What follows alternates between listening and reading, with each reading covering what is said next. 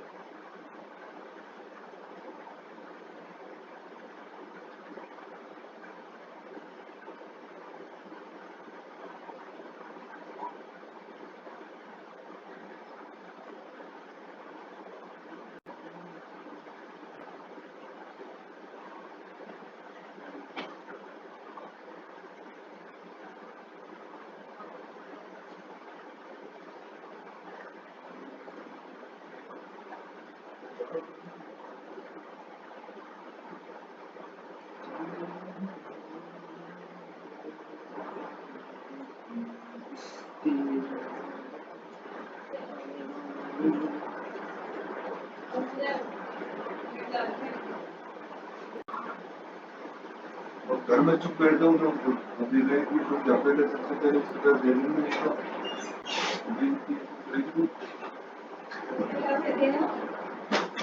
Committee वाले थे जो उसमें इकट्ठे पैसे दे दूँ तो तुम ले खाओ कुछ भी खाओ पियो मैं तो कानून 20,000 रुपये दिए कानून जो हम छोटा क्या करो बैठो कमेटी उनको मेरी मम्मी कर देता हाँ वो भी चेकबुक कहो अपनी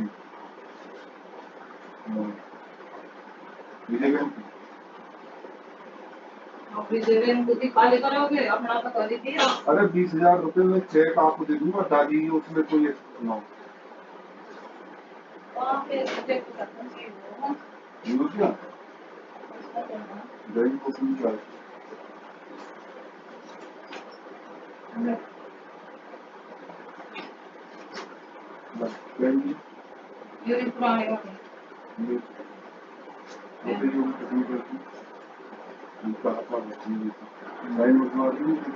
नहीं भरिए मैं क्या भरूं मेरे पे ना इसमें क्या है इतना ब्लू पेन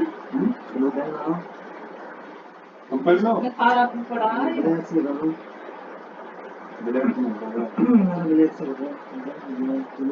खत्म होगा वो ब्लू पेन ब्लैक वाली है।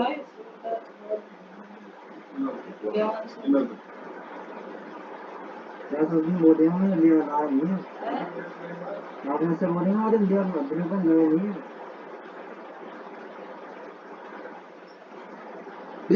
मेरे भी काम आ जाता है यू है नहीं तो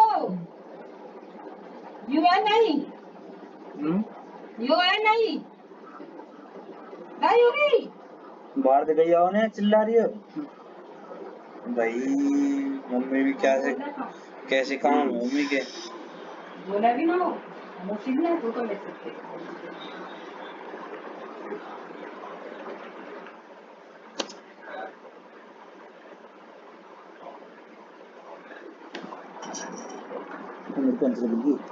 मेरी पेंसिल लगी ऊपर रखो मेरी पेंसिल हाँ दोबारा बोलियो मेरी पेंसिल अगर भैया के ऐसे न करते हैं भैया जो मांगे दे देती चीजें भी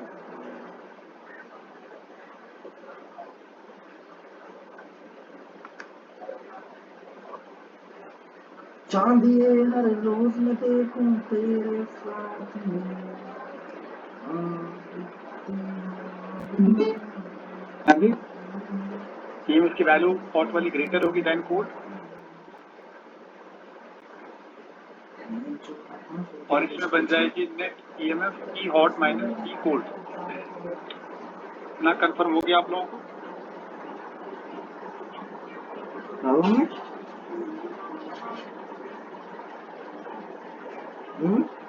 इन दोनों नहीं ले जाते पेन ना है ब्लैक है तो देखिए अब आगे का पॉइंट क्या समझाना है तो क्या देना इसे डायग्राम देखिए आप निकल लिया कॉपर लिया छोड़ पागल ऐसा दे देंगे इस बार बस निकल में ज्यादा इलेक्ट्रॉन डेंसिटी है कॉपर में ज्यादा इलेक्ट्रॉन डेंसिटी है गोल्ड और हॉट पे तरह सेल बना के देखना किसमें ज्यादा इलेक्ट्रॉन डेंसिटी बनेगी करंट की डायरेक्शन है क्लॉकवाइज 1.5 लाख में ज्यादा ही इसका मतलब यहाँ जो इमेज बना वो प्लस नीचे ज्यादा है ऊपर साइड मतलब इलेक्ट्रॉन कॉपर से निकल में गया इलेक्ट्रॉन ऐसे जाएगा तो करंट इधर होगी यहाँ से भी गया होगा इलेक्ट्रॉन तो यहाँ से भी गया होगा और इलेक्ट्रॉन डेंसिटी क्योंकि कॉपर में ज्यादा है तो है बट गोल्ड में ज्यादा इलेक्ट्रॉन गए नहीं होंगे यहाँ से ज्यादा इलेक्ट्रॉन गए होंगे तो करंट का जो डिसीजन है वो हॉट वाले जंक्शन से लिया जाता है direction of current right diagram से समझ आ गया मैं क्या बताया जाएगा बोलो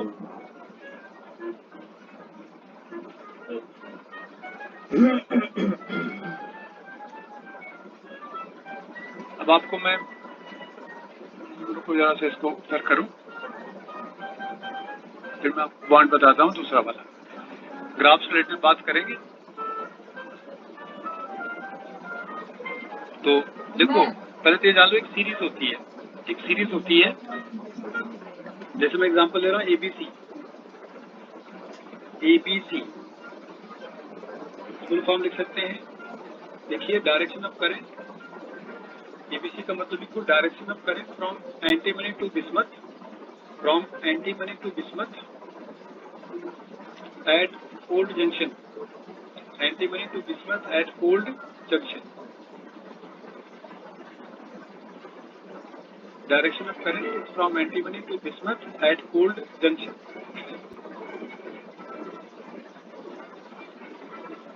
cold junction पर एंटीमनी से बिस्मथ में करंट जाएगी कोल्ड जंक्शन पर आ जाओगा और एंटीमनी से बिस्मथ साइड करंट की डायरेक्शन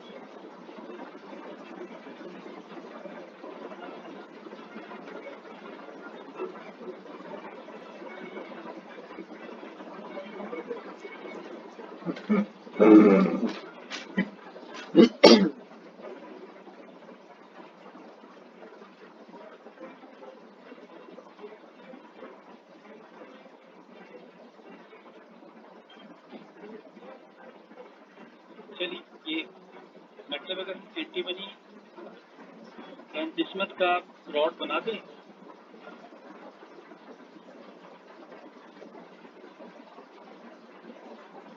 हॉट कोल्ड, पहले आप कोल्ड पर आ जाना, एंटी बेनिफिट बिस्मथ की तरफ डायरेक्शन दिखा, ABC, पहले आप कोल्ड पर आओ, एंटी बेनिफिट बिस्मथ करंट की डायरेक्शन दिखा। ये मतलब एक एंटी बेनिफिट बिस्मथ के लिए छोटा सा एक फंडा है। अब इसमें जो वैल्यू बनती है, जो EMF बनेगा, उसका क्या रिलेशन है? EMF का जो रिलेशन होता है वो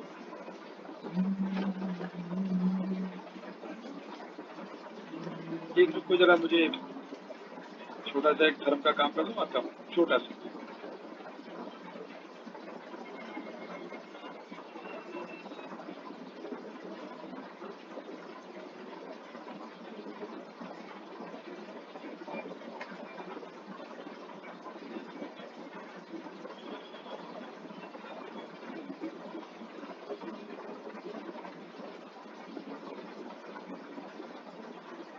ना लेगा तो बड़े बोल दो जो लेकिन बोल नहीं सकता जब ज्यादा रहता हूँ भूल गई मैं।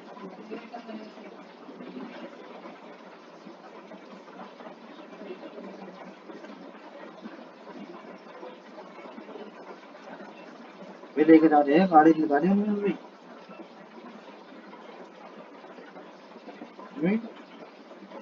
गाड़ी में लगा दी उन्होंने। कपड़ा एक दिन आगे से पहनने लाइट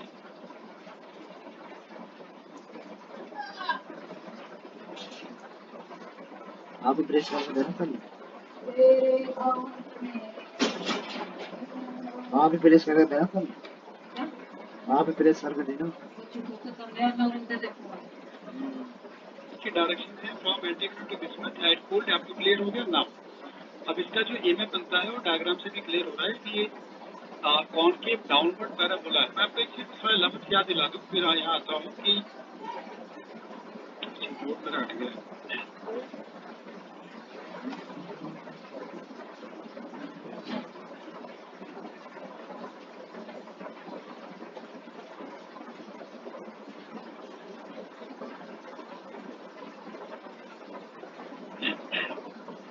वो सेशन में टाइम ले लिया था मैंने। देखो, अगर कभी ग्राफ ऐसा दिख जाए ना, इसका मतलब ये कॉनकेव अपवर्ड है। पोजीशन टाइम ग्राफ कभी आपको ऐसा दिखे जिसका कॉनकेव अपवर्ड है,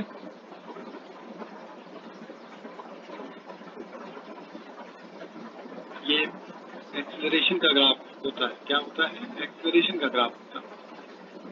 और कॉनकेव जब डाउनवर्ड होता है, ऐसा बने या जैसे बना लो, कॉनकेव डाउनवर्ड,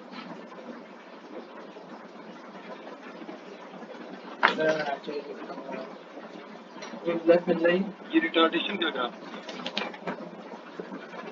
इसमें अगर इक्वेशन देखेंगे सेकेंड वाले एक ब्रेक पे लगा तो था हाफ अल्फा बीटा टी खत्म हो गया अभी चलूंगा कॉनकेव डाउनवर्ड लेफ्ट में ले आओ वाले में जाएंगे तो यहाँ चलना था खत्म होगा alpha T plus half beta T square जैसा था। जल्दी ना जल्दी लेट हो गए आज को और जिस जाते तो चेंज भी हो जाता। जल्दी। तो अब हम यहाँ आ जाते हैं आपके इस वाले पार्ट पे। देखिए पैराबोला दिख रहा है, इसका कॉनकेव कहाँ है? डाउनवर्ड है, कॉनकेव डाउनवर्ड। पसीने कितने आ रहे हैं मेरे। नेगेटिव कोएफिशिएंट इस केस में यहाँ टेम्परेचर लेना है, alpha T minus half alpha beta T square करके आपको लेना है। आप बीटा टी को ले सकते हैं, आप जल्दी नहीं। यहाँ जो टी आप ले रहे हो, ये actually theta minus theta cold होता है, जो डालना होता है हॉट जंक्शन का, माइनस कोल्ड जंक्शन का टेम्परेचर डिफरेंस होता है जो टी हम डालते हैं, राइट। ये कॉनकेव डाउनवर्ड एक ग्राफ बना, थीटा कोल्ड में भी 0 डिग्री ऑल्सो, ये 0 डिग्री भी हो सकता था, बट मैं थोड़ा आगे कर दिया है। ग्राफ कम्प्लीटली सिमेट्रिकल है, मतलब अगर आप देखो इस डॉटेड लाइन की लेफ्ट राइट में से मिरर इमेज है, जैसा लेफ्ट वैसा right. Completely mirror image graph, जैसे राइट में है वैसे लेफ्ट में है। पूरी तरह से मिरर इमेज टाइप का ग्राफ हमने बना दिया है। तो ये वाला गैप और ये वाला गैप, ये दोनों क्या होंगे बेटा? Equal. Theta in minus theta C, देखिए theta in minus theta C is equal to theta I minus theta N. I for inversion. Inversion नाम क्यों आया? क्योंकि जब हम टेम्परेचर एक पर्टिकुलर वैल्यू से ज्यादा कर देंगे तो देखिए यही ग्राफ इधर से आ जाएगा। It changes the direction at temperature theta I. Beyond theta it is negative, before theta it is positive. It is called inverted temperature, because इसके बाद डायरेक्शन करंट की डायरेक्शन इन्वर्ट हो जाएगी। जो करंट इधर से आ रही थी करंट दूसरी डायरेक्शन से स्टार्ट हो जाएगी। इसका रीजन जानते हैं क्या होगा इसमें? समझो, देखो इलेक्ट्रॉन इधर से भी आ रहा है, इलेक्ट्रॉन इधर से भी आ रहा है। भाई इलेक्ट्रॉन इधर से भी गया, इलेक्ट्रॉन इधर से भी गया है ना, दोनों तरफ से इलेक्ट्रॉन गए। तो क्या लग रहा है? इलेक्ट्रॉन आगे थोड़े टाइम बाद अभी कॉपर जाता है, दोनों साइड से इलेक्ट्रॉन अंदर ले जा रहे हैं, थोड़ी देर बाद इलेक्ट्रॉन डेंसिटी निकल में नहीं ज्यादा हो जाएगी? बोलो।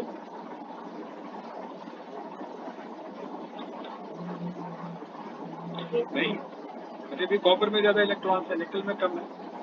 जब दोनों साइड से इलेक्ट्रॉन ले जाके भरोगे निकल के अंदर, इधर से भी इधर से भी, तो अल्टीमेटली निकल के अंदर ज्यादा इलेक्ट्रॉन्स हो जाएंगी, सारी डायरेक्शन रिवर्स हो जाएगी, सारी पोलैरिटी रिवर्स हो जाएगी।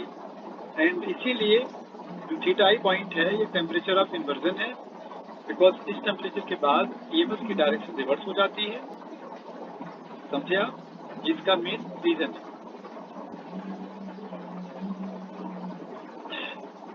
चलिए, तो ये था ग्राफ से रिलेटेड बात। ये पैराबोला है, इक्वेशन कैसे बनती है, इन्वर्जन का मतलब क्या है। अब देखिए इसमें न्यूट्रल टेम्परेचर क्या होता है, आप देख सकते हैं अपने नोट में। थीटा इन क्या है? The temperature at which EMF is maximum. The temperature at which EMF is maximum is called neutral temperature. The temperature at which EMF is maximum is called neutral temperature.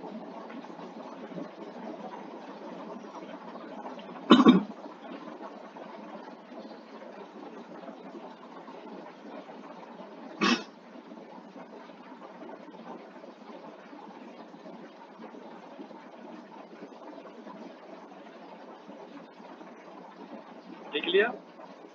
मतलब अब एक और चीज देखो, यहाँ से आप समझ सकते हैं। इफ टेम्परेचर मैक्सिमम देन लिखो D by D T is zero.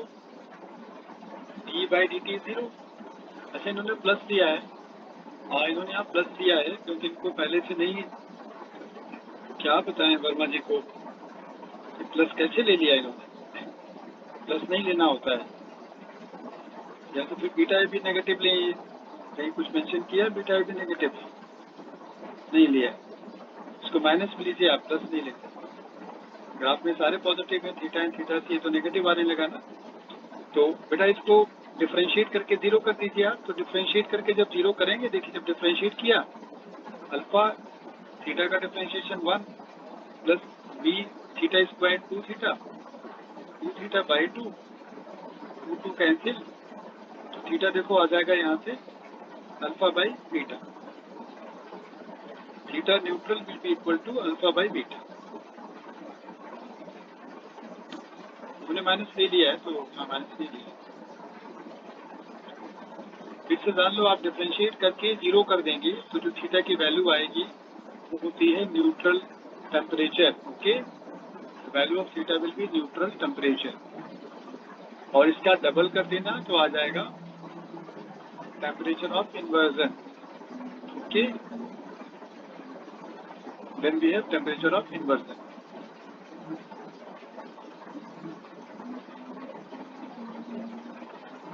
बड़े सिंपल क्वेश्चन आते हैं। आप एग्जांपल 33.2 देखिए। The cold junction of temperature is maintained at 10 degree. No thermo EMF is developed when hot junction is maintained at 530 degree Celsius. तो बताओ कि जो theta आई पर ये ईएमएफ जीरो था कि नहीं था ग्राफ में? 2 बार ईएमएफ जीरो था ना। थीटा सी पर ईएमएफ जीरो था, दूसरा थीटा जब आई था देन ईएमएफ जीरो था। तो उन्होंने बोला कि no EMF is developed when hot junction is maintained at 530 degrees Celsius. That means 530 degrees Celsius temperature of inversion. 530 degrees Celsius is the temperature of inversion. And theta C is the 10 degrees Celsius. Theta सी हमारा 10 degree Celsius है, theta आई हमारा 530 degree Celsius है। फॉर्मूले में डाल के यहाँ से आप आराम से थीटा निकाल सकते हैं। Theta inversion plus theta cool by 2।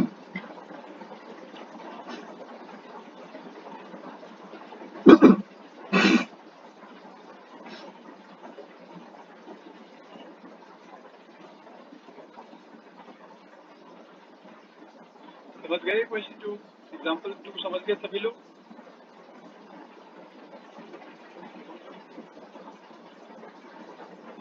नहीं समझे?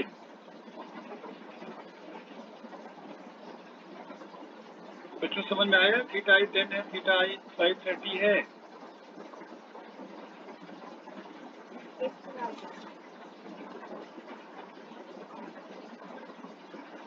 चलो ठीक है, अब आपको बताते हैं लॉ ऑफ इंटरमीडिएट मेटल क्या होता है। देखिए लॉ ऑफ इंटरमीडिएट मेटल क्या होता है।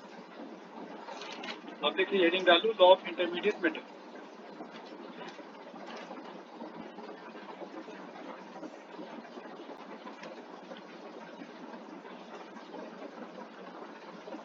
मैं यहाँ से समझाऊंगा, मुझे पेज से स्पेस ज़्यादा नहीं, मैं अपने हिसाब से समझा रहा हूँ। देखिए जैसे मान लो आपने एक बार मेटल ए यूज़ कर लिया और बी यूज़ किया, टेम्परेचर आपने कांस्टेंट रखा था, मेटल यूज़ किया ए एंड बी। तो जब आपने ए और बी यूज़ किया तो ये ए में बना, मान लो बी ए बी बना, A against B, A produce by A against B, मान लो चलो एक्स बन गया। अब हमने ए सिम रखा, बी को चेंज करके सी कर दिया। ध्यान रखिए इंटरमीडिएट लॉ ऑफ मेटल में आपको टेम्परेचर वेरी नहीं करना है, temperature should be constant, temperature vary नहीं करना। हॉट जंक्शन का टेम्परेचर वही है, कोल्ड वही है। अब आपने बी को सी कर दिया, तो ए में produce by A against C. Suppose ये वाई प्रोड्यूस कर दिया, कितना बना लिया? इसने वाई बना लिया, करेक्ट। अब हम बी और सी इंटरमीडिएट, हम बी और सी को यूज करेंगे। हम लोग बी एंड सी को यूज करेंगे, बी यूज करेंगे, सी यूज करेंगे। Hot junction, cold junction. जब आप बी और सी यूज करोगे, सी अगेंस्ट बी, ये मुझे पूछेंगे कि क्या वैल्यू, ये लॉ ऑफ इंटरमीडिएट मेटल है। प्रोसेस बड़ा सिंपल सा होता है कि आप जो पहले चाहिए उसे लिख लो, 2 पार्ट्स में ब्रेक कर लो, एक में यहाँ ऊपर बी लिख लो, दूसरे वाले में नीचे सी लिख लो। वहाँ बी लिखो, यहाँ सी लिखो।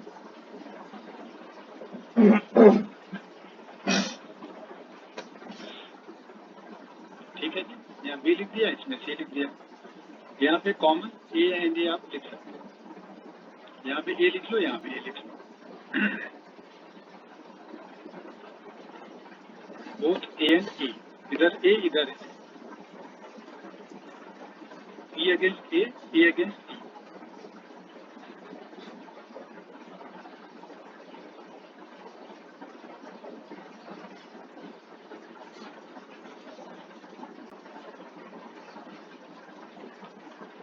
समझे आप?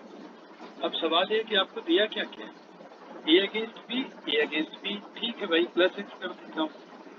यहाँ देखना, यहाँ मुझे पता है ए अगेंस्ट सी, यहाँ लिखा है सी अगेंस्ट ए।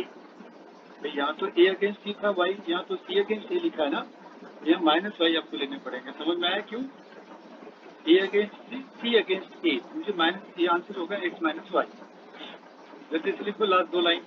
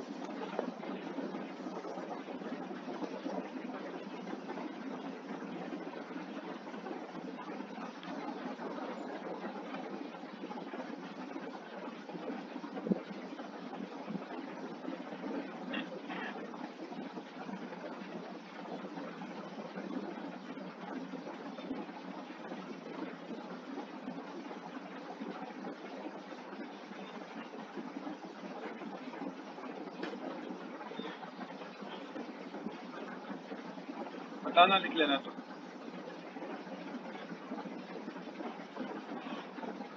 काफी अच्छे से लिखते हैं, राइटिंग मीटिंग अच्छे से लिखते हैं जी।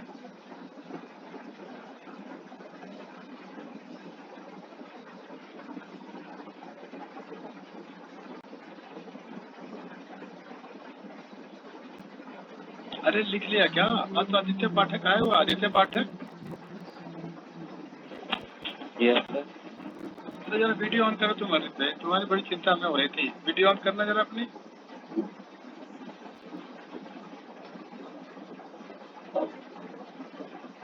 आज आदित्य यादव भी आए हुए हैं।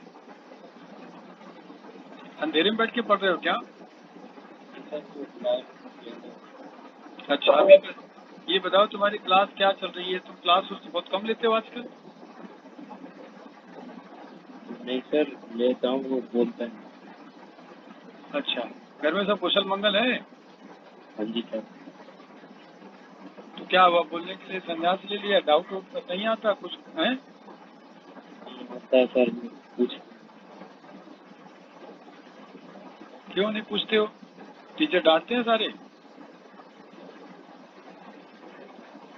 सर।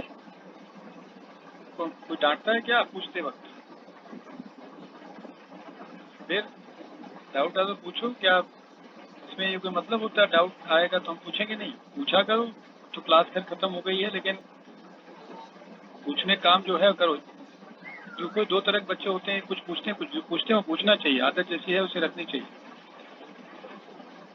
चलो ठीक है, डिस्कनेक्ट हो जाओ। चलो ठीक है, वीडियो ऑफ करो।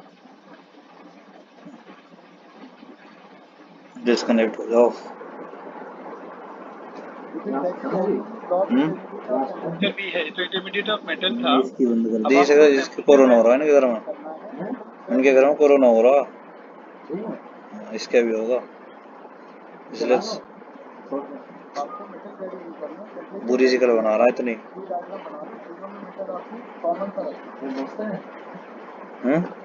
ना।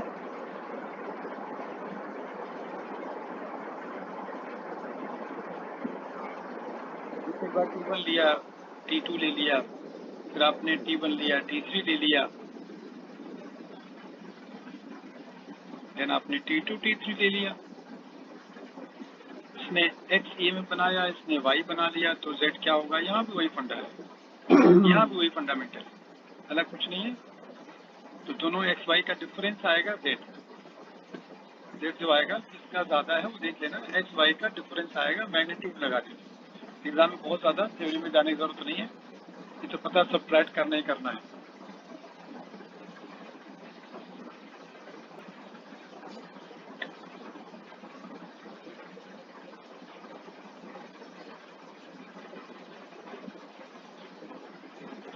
जैसे देखो ये क्वेश्चन है, एग्जाम्पल 33.3 यूजिंग टेबल 33.11। अच्छा, टेबल कहीं और है, चलो अल्फाबेटा उसने दे दिया है। Find A and B coefficient. अच्छा, वो कोफिशिएंट है तो इक्वेशन है, यहाँ पे छोड़ो रहने।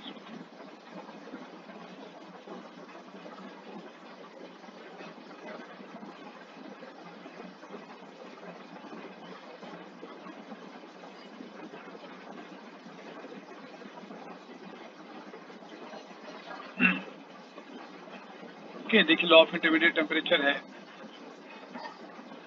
यहाँ θ1 θ2 ले लिया है, तो θ1 θ3 θ3 θ2। मैं आपको एक न्यूमेरिकल लूँ तो ज़्यादा बेटर समझ आएगा। ज़्यादा न्यूमेरिकल यहाँ होते नहीं है, एक न्यूट्रल टेम्परेचर वाला आ जाता है। एक्सरसाइज में देखता हूँ जो क्वेश्चन बताता हूँ। देखा, ये ZIT वाला भी था, पहले केमिस्ट्री में चला गया, पहले यहाँ भी होता था ये। लेक्लांचे सेल, देखिए लेक्लांचे सेल, डेनियल सेल, ये सब होते थे पहले। अच्छा, वो फिजिक्स उन्होंने केमिस्ट्री में था तो उन्होंने फिजिक्स से हटा दिया, बढ़िया किया।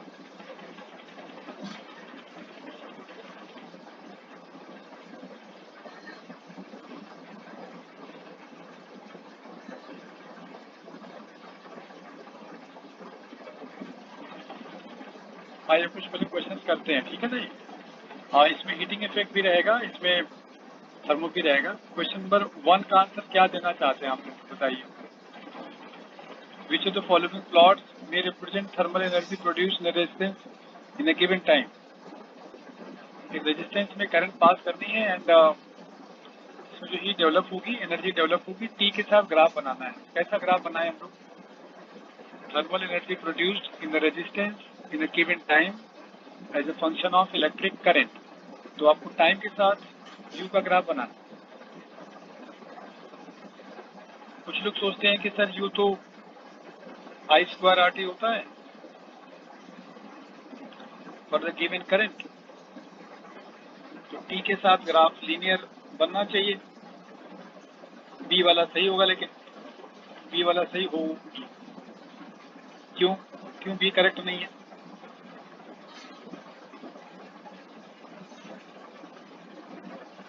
बी इसलिए करेक्ट नहीं है क्योंकि आर बढ़ जाएगा जब आप टेम्परेचर, अरे भाई करंट पास करोगे टेम्परेचर बढ़ेगा, टेम्परेचर भी तो बढ़ेगा। टेम्परेचर इंक्रीज होने से कैपिटल आर की वैल्यू इंक्रीज हो जाती है। Value of capital R increases, correct. ये ग्राफ ओवरऑल कहाँ जाएगा? ऊपर जाएगा। तो आंसर आप डी मार्क करना। मुझे लग रहा है डी सही आंसर है क्या आंसर सही? नहीं अभी देखिए, चलो हम देख लेते हैं। 1 का कौन सा था यार? ऑब्जेक्टिव 1 का ए था, ये तो ए सही कर रहे हैं।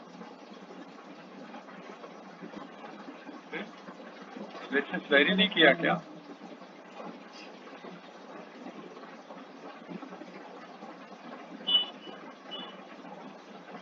हाँ, अरे मैं डी और एक में कंफ्यूजन कहाँ से हो गया यार?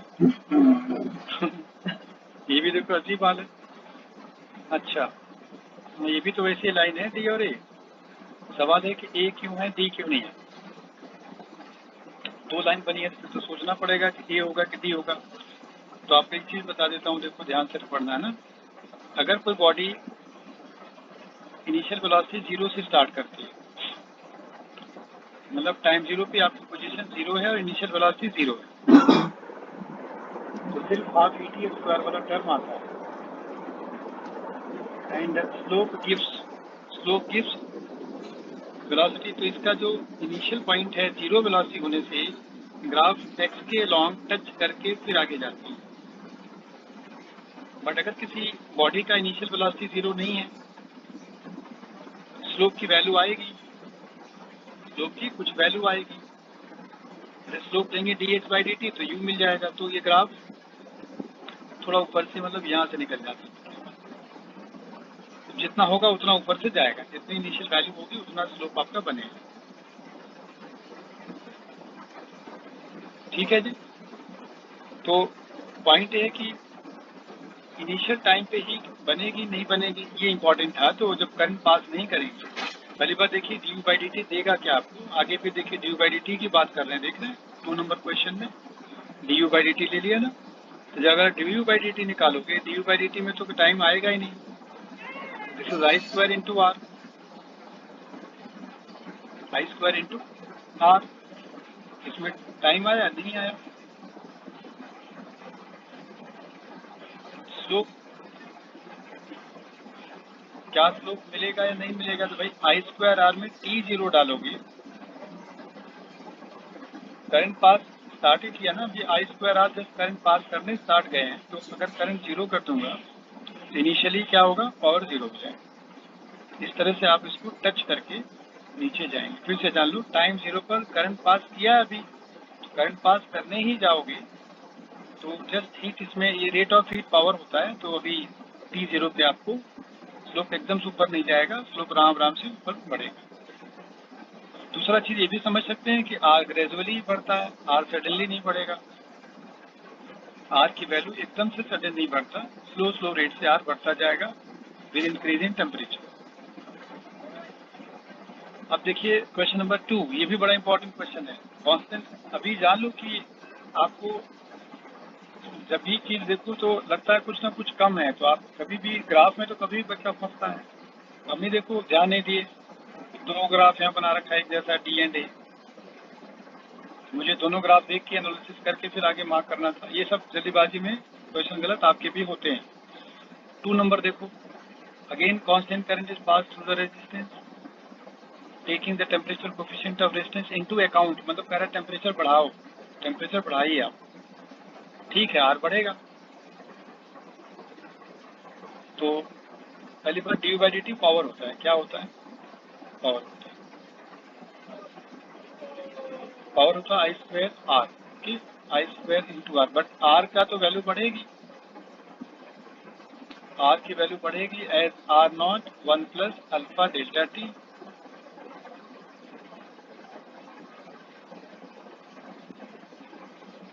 करेक्ट ना, R naught alpha delta T. तो आप आई बेशक कांस्टेंट है लेकिन आर कांस्टेंट नहीं है, तो आप सी वाली लाइन नहीं बना सकते, समझे आप, सी लाइन नहीं बना सकते, आर बढ़ाना पड़ेगा। जैसे जैसे करंट पास करते रहोगे टाइम के साथ टेम्परेचर बढ़ता रहेगा, आर आपको बढ़ाना पड़ेगा।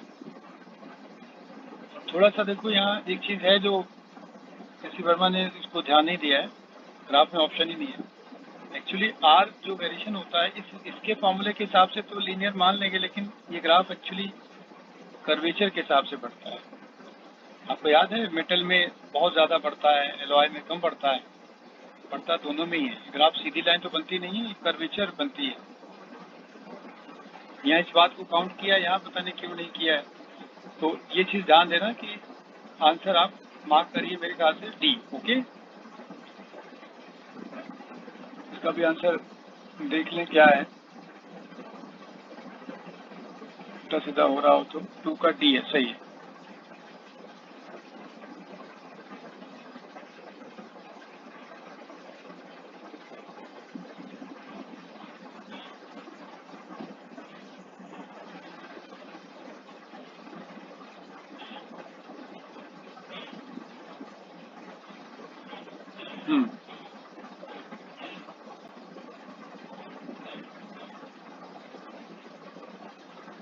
सी का आंसर बताइए आप, थर्ड आंसर। चलो मत करो, अब करो, बैठो मत करो, पढ़ते हो तो करा भी करो। Consider the following statement regarding thermocouples. Neutral temperature does not depend on temperature of the cold junction. बिल्कुल सही लाइन है, आप इसमें लिख लो, neutral temperature does not depend on temperature of cold junction, but theta inversion depends on temperature of cold junction.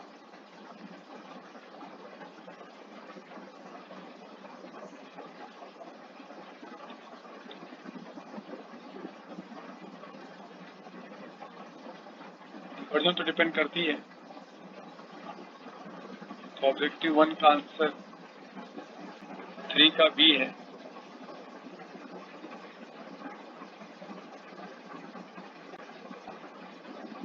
ये correct be round सही है। फिर से आप लिख लो, theta and does not depend upon. Actually क्या होता है ना, जब आप टेम्परेचर थीटा सी बढ़ाओगे ना, थीटा सी बढ़ेगा तो थीटा एन भी घट जाएगा, थीटा आई घट जाता है। एक्चुअली थीटा सी देखो, जैसे पहले ये ग्राफ देखो, 3-4 चीजें देख लीजिए, 1 2 चीज देख, 2-3 चीज देखो। नंबर 1 थीटा सी है, थीटा आई है, थीटा एन है। थीटा एन का जो फार्मूला वो टेम्परेचर से नहीं आता। थीटा एन क्या आया था, डिफरेंशिएट करके 0 किया था तो अल्फा ऊपर बीटा आया था। न्यूट्रल मेटल के नेचर पे डिपेंड करता है कि अल्फा क्या है, बीटा क्या है, okay. What is value of alpha and beta, ये डिसाइड करता है न्यूट्रल टेम्परेचर, और ये हमेशा बीच में होता है। थीटा इन्वर्जन, थीटा कोल्ड, इन दोनों का मीन पॉइंट होता है। दूसरा चीज, अगर आप थीटा से इंक्रीज करते हो, if theta c increases then theta i decreases, theta i decreases, theta c बढ़ेगा, theta i घटेगा। theta i अगर कम होगा थीटा सी भी कम होगा, याद रखिए। थीटा आई पीछे आएगा, थीटा सी आगे जाएगा, गैप हमेशा मेंटेन रहता है। ये गैप ऑलवेज इक्वल, ये हमेशा इक्वल। दूसरी बात, पीक नीचे आ जाता है, थीटा सी बढ़ेगा, थीटा ए घट जाएगा, क्योंकि एंड से दोनों का डिस्टेंस हमेशा इक्वल होते How हैं। much पीक percent रिड्यूस हो जाता है। more is spent on AC peak than इसलिए that रिड्यूस of हो जाता table है tennis? क्योंकि जो ईएमएफ के फॉर्मूले में टेम्परेचर था वो theta hot minus theta cold था। अगर आपने कोल्ड टेम्परेचर बढ़ा दोगे, हॉट के साथ डिफरेंस हमेशा क्या होगा, कम हो जाएगा। चांदी तो आप देखिए सारे पॉइंट जितने सब नीचे आ गए। कोल्ड बढ़ाओगे, How theta much hot minus percent theta more cold की वैल्यू घट is जाएगी। spent on ग्राफ hockey नीचे है। than that on table tennis? अब क्वेश्चन नंबर 4 देखो। How much percent less is spent on cricket अब 4 में 2 than पॉइंट that बताता on हूँ, देखो football? पहला पॉइंट लिखो,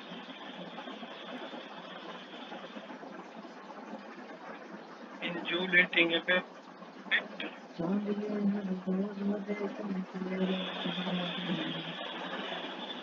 it is proportional to square of current and it is irreversible। एक बार अगर आपने हीट डेवलप कर दिया ना, अब चाहो उस हीट से हम करंट बना लें, नेवर। जूलेटिंग इफेक्ट से करंट से हीट तो बन जाएगी, बट हीट से थर्मल प्रोसेस से करंट नहीं बना सकते। Clear? My uncle facing age-related health दूसरा point, problem, especially high in blood Peltier sugar, effect, obesity, and Peltier hypertension, effect। etc. I consulted my physical अगर आप पेल्टियर education इफेक्ट में जाएंगे, teacher Peltier regarding effect my में uncle's problem जो heat because produce when होती है she वो had आई के discussed प्रोपोर्शनल this होती है। topic क्या होती in है? my class, it is he proportional told to me I. that he will meet my Peltier uncle effect, at home. He heat is came proportional and to I. suggested my uncle to start regular exercise or walking for at least 1 hour. My uncle is doing regular walking. After few months, जो his heat produce होती है वो current की क्या होती है, proportional होती है। In case of Peltier effect formula लिखो pi I T. what values are shown by the physical education pi teachers called in your field? Peltier coefficient.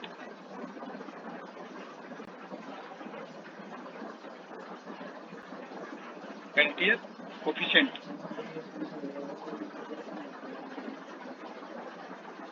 Peltier heat I के प्रोपोर्शनल होती है, जूल हीट आई स्क्वायर के proportional.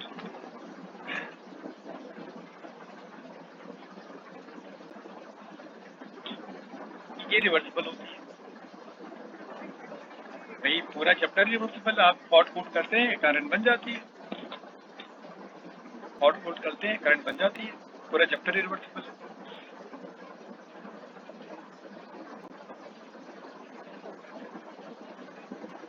Heat developed in system is proportional to current through it.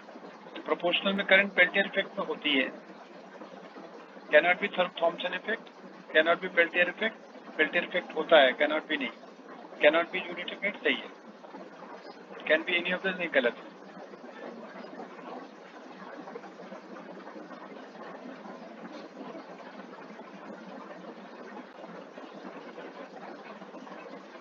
Statement वाले question ना हमेशा गलत होते हैं, इनको बहुत ध्यान से करना पड़ता है। न्यूमेरिकल तो करो ठीक है, ज़्यादा होगा आंसर नहीं मैच करेगा, बट इसमें तो रॉन्ग के चांस बहुत ज़्यादा होते हैं। थॉमसन इफेक्ट मत पढ़ो, थॉमसन की जरूरत नहीं है। 5 नंबर देखना, consider following two statement, free electron density of different in different metal. Free electron density in metal depends on temperature. सही है ये?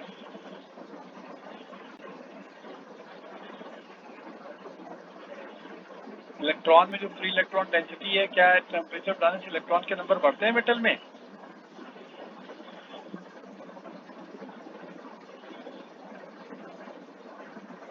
बट बात है कि जो हमने सीबेक इफेक्ट समझाया उसमें तो पहला पॉइंट यूज हुआ था, क्यों?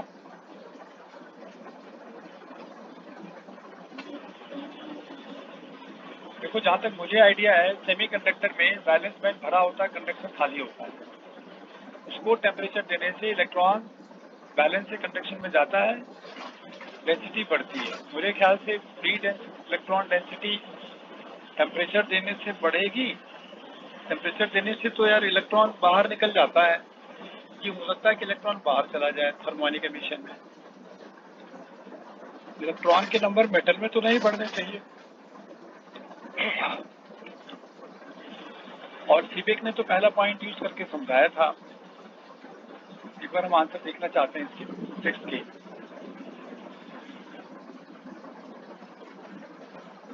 सिक्स का बी है,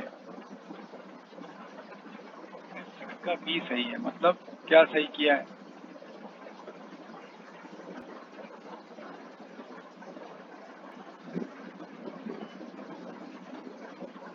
due to A but not, ठीक है।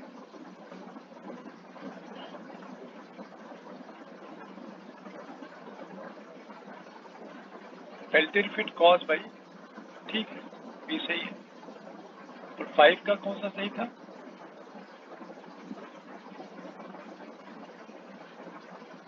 ड्यू टू, मुझे 5 भी सही लग रहा है यार, 5 का भी सही लग रहा। 5 नहीं देखा था क्या? 5 का ए सही है,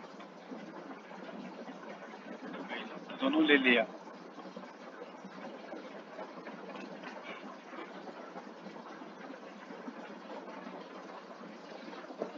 देखा, सिबिट दोनों कंसीडर कर रहा है। ये लाइन क्या लिख दिया? Free electron density in metal depends upon temperature.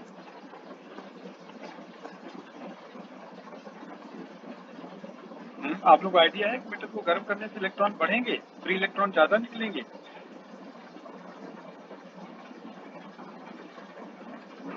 मान लो किसी एटम में इलेक्ट्रॉन है, फ्री इलेक्ट्रॉन कौन से होते हैं? आउटर मोस्ट ऑर्बिट वाले फ्री इलेक्ट्रॉन होते हैं। आइटम से बाहर बैठ जाएंगे तब फ्री इलेक्ट्रॉन्स होते हैं। फ्री इलेक्ट्रॉन्स तो होते तो उसी के एटम के अंदर ही होंगे, मतलब ये outer most electron free electron होते हैं। क्या टेम्परेचर बढ़ाने से inner orbit electron outer orbit में चला जाएगा? ऐसा होगा क्या?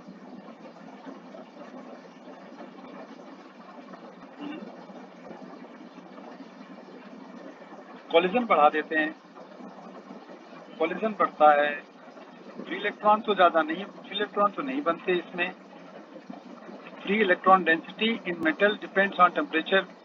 ये पता है, जिस बात को समझाना था वो ये अलग बात मुझे लग रहा है कि इन्होंने ये बताना था इसमें कि जब आप हॉट कोल्ड करते हैं तो इलेक्ट्रॉन के डिफ्यूजन रेट्स बढ़ते हैं,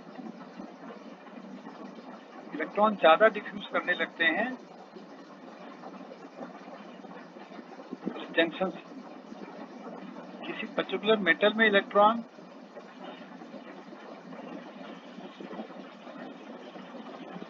इनके बारे में कुछ बताना था, जैसे ना ये जैसे इलेक्ट्रॉन यहाँ से डिफ्यूजन रेट बढ़ जाएगा, दूसरे मेटल में इलेक्ट्रॉन बढ़ जाएंगे। बट एक सिंगल मेटल की बात अगर हम करें ना तो ये जनरल स्टेटमेंट मेरे हिसाब से सही नहीं है। एक सिंगल मेटल कंडक्टर है, इसके टेम्परेचर को अगर आप बढ़ाओगे तो इलेक्ट्रॉन बढ़ जाएंगे। इलेक्ट्रॉन को, एटम को आयोनाइज कर दो तो चलो समझ आ रहा है कि भाई इलेक्ट्रॉन बाहर बैठ जाएगा, ठीक है, समझ आ रहा है थर्मोनिक एमिशन। बट एक ही फ्री इलेक्ट्रॉन्स मेरे हिसाब से आयोनाइज को बोलते हैं या आउटर मोस्ट। और तुम बोलोगे कुछ केमिस्ट्री तुम लोग पढ़ते हो, free electrons outer most orbit वाले होते हैं, आयोनाइज होने के बाद होते हैं। ऑर्बिट वाले होते हैं। आउटर मोस्ट ऑर्बिट में क्या टेम्परेचर देने से अंदर से बाहर इलेक्ट्रॉन चला जाएगा, जंप करके जंपिंग हो सकती है। ये जाता फिर तो ठीक है। जैसे ग्राउंड स्टेट में इलेक्ट्रॉन है तो आपने टेम्परेचर दिया तो हायर में जाएगा, तो हायर आउटर में जा सकता है, फिर तो सही है। फोटोन की तरह, हाँ फोटोन की तरह ये भी हो सकता है ना, टेम्परेचर देने से ग्राउंड स्टेट वाले इलेक्ट्रॉन जंप करके अपर लेवल पे जा सकते हैं और ये फ्री इलेक्ट्रॉन मान लिया जाएगा। ठीक है, ये और भी दोनों सही है। ठीक है। अच्छा, फैराडे कांस्टेंट फिजिक्स में नहीं है, केमिस्ट्री में बताओ आप लोग कौन सा सही करूं? 8 में बताओ कौन सा सही करूं? फैराडे कांस्टेंट ये EMF वो है M=ZIT वाला, ZE/F, ये होता है ना फैराडे कांस्टेंट नीचे वाला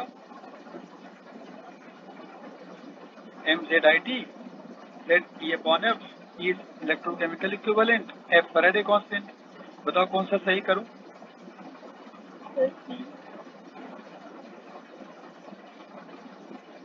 वो 96500 होता है ना कूलम, ठीक यही होगा। चलो ठीक है। अभी क्वेश्चन हमें ढूंढ रहे हैं।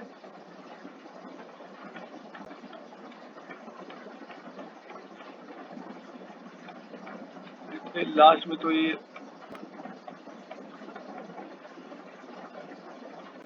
फराडे के क्वेश्चन है, क्वेश्चन ही फराडे वाले हैं 24, 24 सब। इलेक्ट्रोप्लेटिंग, हाँ, न्यूट्रल टेम्परेचर थर्मोइमम डेवलप्ड, ये है 13, 14, 15, 13, 14, 15 यस। तो 30 नंबर क्वेश्चन देखो जरा क्या है, कैसे होगा ये देखना। क्या पूछ रहा है इसमें, क्या क्या दिया है, अल्फा दिया है, बीटा दिया है, और आपको निकालना है थर्मोइमम डेवलप्ड। ये तो डायरेक्ट फार्मूला डालना पड़ेगा भाई, अल्फा बीटा वाला, क्यों?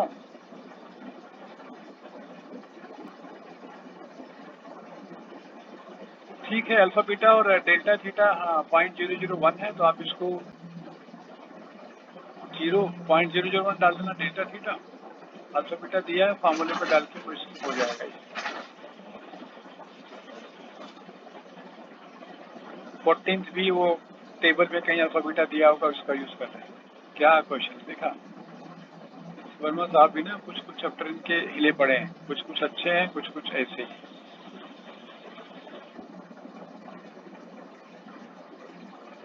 चलिए फिर ठीक है। मिडिल लॉ ऑफ मेटल वगैरह क्वेश्चन इसमें है नहीं, आप अपने पैकेज में देख लेना, करंट वाले चैप्टर में 2-3 क्वेश्चन इसके हैं, उसको आप ट्राई कर लेना, ठीक है ना।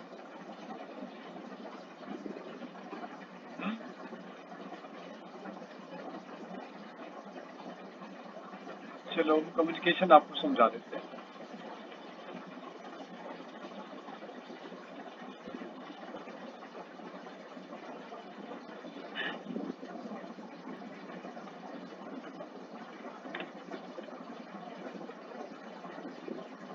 अब कम्युनिकेशन कोई न्यू नहीं रहा, जब कम्युनिकेशन शुरू में आया था ना कोई मोबाइल था ना कुछ था, बच्चों को कुछ पता नहीं लग रहा था कम्युनिकेशन क्या चीज़ होता है। अब तो आपको 90% आइडिया है कम्युनिकेशन में होता क्या है। भाई आप बात करते हैं मोबाइल में तो आपको माइक चाहिए,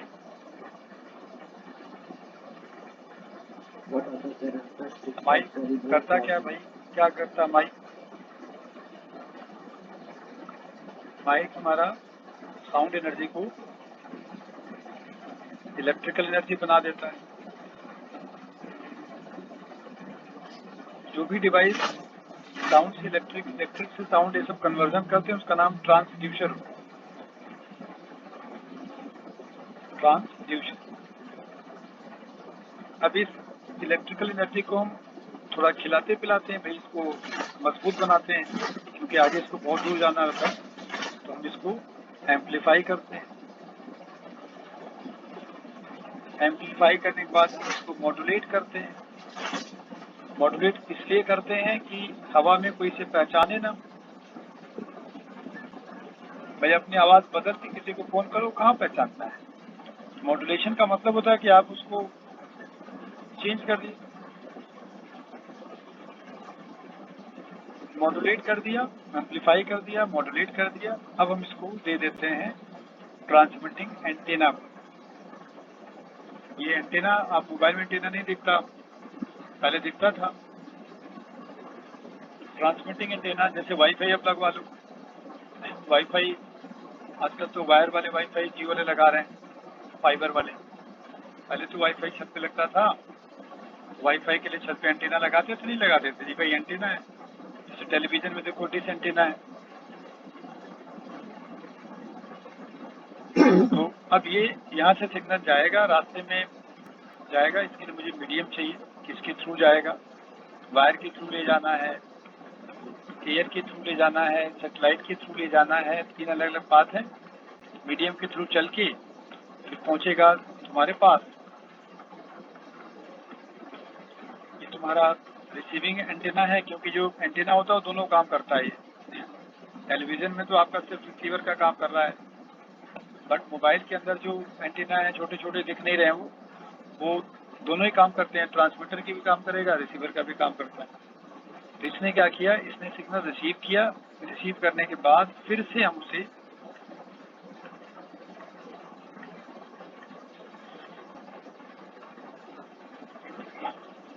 इस सिग्नल को हम अगेन प्रोसेसिंग में डालेंगे। अभी हम आगे एक्सप्लेन करेंगे। इसका नाम होता है रिसीवर।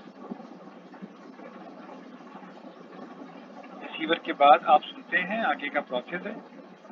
तो पहले पार्ट में अगर हम जाएं तो माइक हमें नहीं पढ़ना है, एम्पलीफायर नहीं पढ़ना है, हमें क्या पढ़ना है, मॉड्यूलेशन पढ़ना है। ओके, मॉड्यूलेशन पढ़ना है। एंटीना के बारे में थोड़ा सा बताना है, साइज ऑफ लेंथ वगैरह क्या होती है इसके अंदर, मॉड्यूलेशन समझा देंगे, ये समझा देंगे। तो आइए पहले मेन पढ़ा देता हूँ, फिर आपको पैकेज में कुछ चीज़ें दिखा दूंगा, याद कर लेना। मेडिकल में तो पिछले 4-5 साल में तो कभी क्वेश्चन आया नहीं है। एम्स वालों में कभी कभी दे देते थे। तो आप इसको बहुत ज़्यादा टाइम मत देना, जो चीज़ बता रहा हूँ उतना देख लेना, हो जाता है। अगर आएगा तो हो जाएगा। Modulation,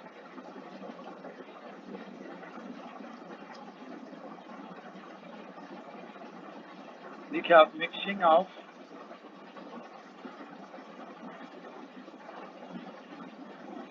modulating wave. Modulating wave का मतलब होता है आपका मैसेज, हमारे वॉइस है, पेपर है, रिटन कंटेंट्स हैं, फोटो हैं, वीडियोस हैं, ये हमारी मॉड्यूलेटिंग वेव होती है जो उसको हम भेजना चाहते हैं। Mixing of modulating wave and career.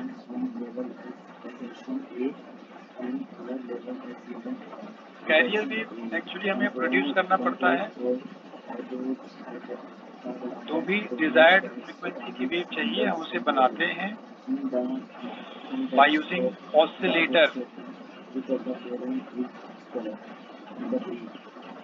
Transistor as oscillator आपने पढ़ा था, उससे हम इसको प्रोड्यूस करते हैं।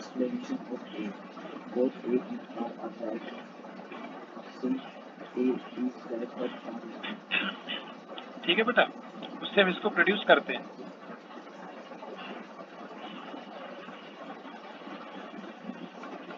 अब जब मिक्स हो जाएंगे, मिक्स होने के बाद हवा में जो वेव आती है वो हमारी मॉड्यूलेटेड वेव हो जाती है।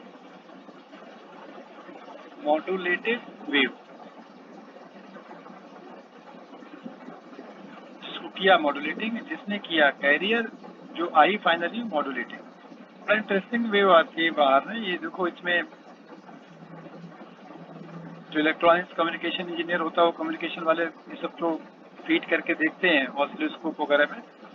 मॉड्यूलेटिंग लो फ्रिक्वेंसी सिग्नल है, आप देख सकते हैं फ्रिक्वेंसी बहुत कम है, ये लो फ्रिक्वेंसी सिग्नल है।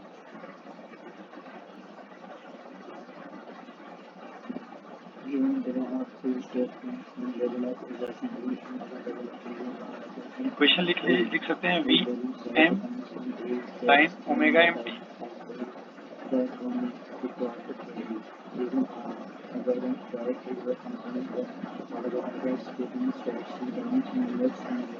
इसमें से कैपिटल वी एम इसका एम्पलीट्यूड है। क्या है? इसका एम्पलीट्यूड है। Capital V M is the amplitude.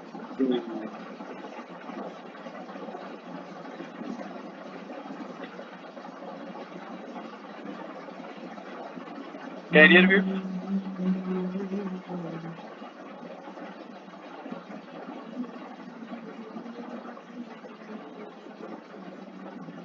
This is career.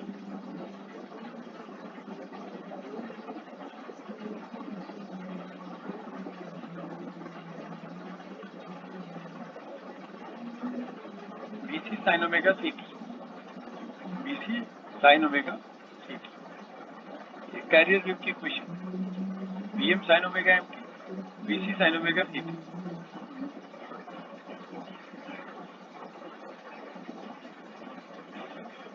Write down the procedure of Fullerton functional ability test. मिला तो तुम, एक फाइनल वेव निकलती है। जो फाइनल वेव निकलती है, पहले काम करेंगे हम लोग BC वाला बना लेते हैं, ठीक है ना। पहले BC वाला फिर से बनाएंगे। यहाँ बना लो VC वाला सिग्नल,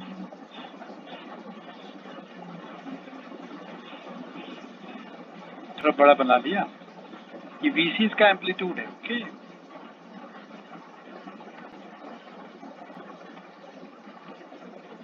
इसके एम्पलीट्यूड को मॉडिफाई करना है। क्या करना है? इसके एम्पलीट्यूड को मॉडिफाई करना है। तो ये वाली जो VM वाली सिग्नल है, लो फ्रिक्वेंसी वाली, यहीं लगा दो ऊपर ले जाके,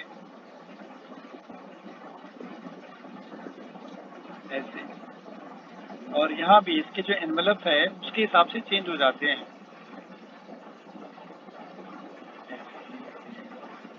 मतलब ये इसमें VM इसमें ऐड हो गया, कैपिटल VM। ये तो कैपिटल VM दिखा रहा हूँ मैं आपको। ये देखिए सबसे ज्यादा वोल्टेज मिला,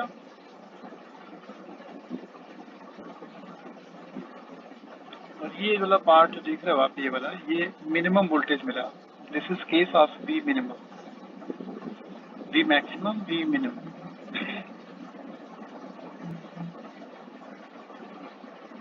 ये मैक्सिमम वोल्टेज है ये वाला।